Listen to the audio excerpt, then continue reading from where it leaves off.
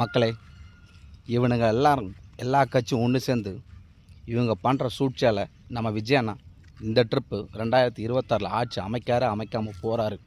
நான் அடித்து சொல்வேன், 2031 நம்ம அண்ணன் தான் விஜய், இளைய தளபதி விஜய் அண்ணன் தான் சிஎம்.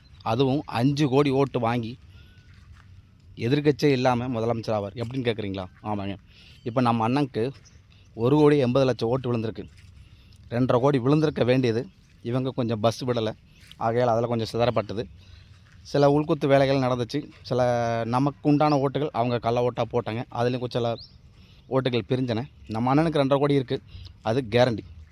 ப்ளஸ் இவங்க இரு கட்சிகளும் ஒன்று சேர்ந்து பண்ணுற கடுப்பில் அவங்க ஆளுக்கிட்ட இருந்து நம்ம அண்ணனுக்கு ஒரு கோடி ஓட்டு கம்பல்சரி வருங்க, வெறுப்பில்.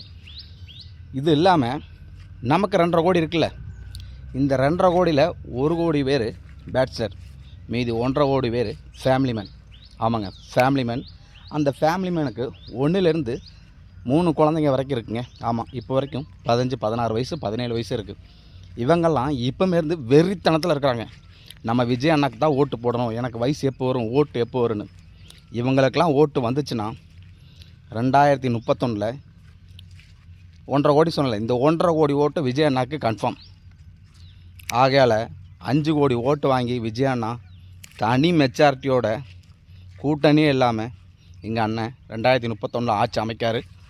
எதிர்கட்சி இல்லாமல் இந்த இரு கட்சிகளும் காணாமல் போய்விடும்.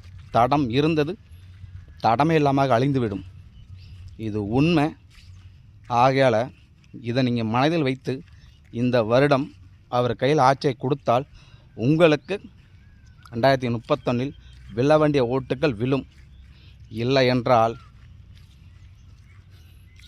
ஆண்டவனுக்கு தெரியும், எங்களுக்கும் தெரியும் யார் பக்கம் நிற்க வேண்டும் என்று. இதை மனதில் வைத்து உங்களுடைய தரமான ஆட்சியை நடத்துங்கள்.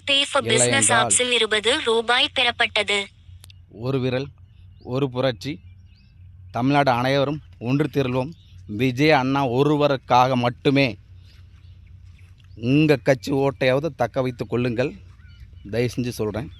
இல்லை என்றால் தடம் புரண்டு விடும்.